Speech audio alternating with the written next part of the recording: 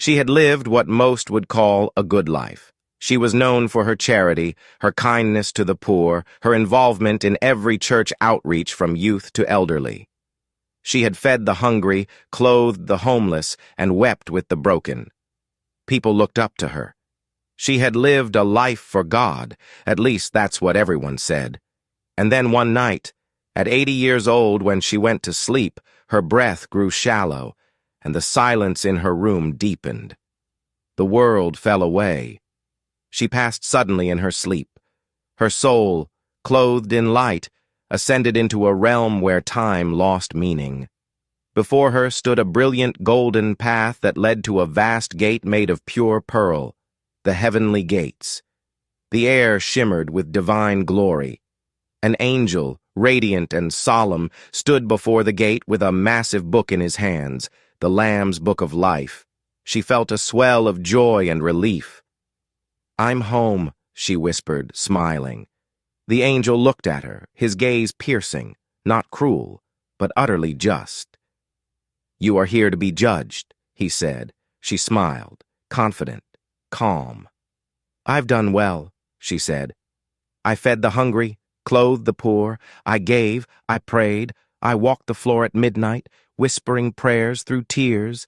Surely I have nothing to fear." The angel opened the book. Page after shining page turned, glowing with divine ink. But when he reached the end, his expression darkened. Slowly, he looked up, sorrow in his eternal eyes. "Your name," he said, "is not here." She blinked. "What do you mean?" "There must be some mistake. I devoted my life to God, to serving others." "You did many good things," the angel said, "but your heart remained hardened.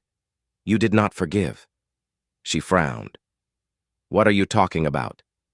He stepped aside. Before her, a vision unfolded like a living tapestry. She saw her sister, weeping at a family gathering, begging her for forgiveness for the betrayal of years ago. She saw the man who had cheated her in business, now elderly and broken, reaching out with trembling hands. She saw her former friend, now sick, lonely, writing letter after letter of apology. And each time she had turned away. "They don't deserve it," she had said. "They knew what they did." "You carried bitterness to your grave like it was treasure," the angel said. "You asked God to cleanse your sins while refusing to wash theirs from your heart." The angel's gaze pierced her. "You asked your Father for mercy every day, yet you refused to give it. You recited, 'Forgive us our trespasses as we forgive those who trespass against us.' Did you not mean it? You built altars to your anger. You built a throne for your pain. You nurtured it. You judged them in your heart while God held mercy in his." She dropped to her knees. "Please," she whispered, "please, let me try again. I didn't understand. I thought I had time. I meant to forgive, just not yet. I needed time. Give me another chance," she begged. "Let me go back. I'll forgive them all." But time was no more. The angel shook his head. Too late. The time to forgive was during the fire, not after the ashes cooled. "There is no place for you here. Heaven has no room for the heart that clings to bitterness. It is a place of purity, peace, and perfect love. There is no room for resentment, hatred, or vengeance. The Lamb's Book bears only the names of those washed not only in deeds, but in surrender. And you refused to surrender your judgment to God's. You chose unforgiveness over peace," she screamed, not in torment, but in regret. So close, so far, all for a heart that chose unforgiveness over peace. The angel turned. One last whisper as eternity closed. "Mercy withheld is mercy lost." The gates began to fade.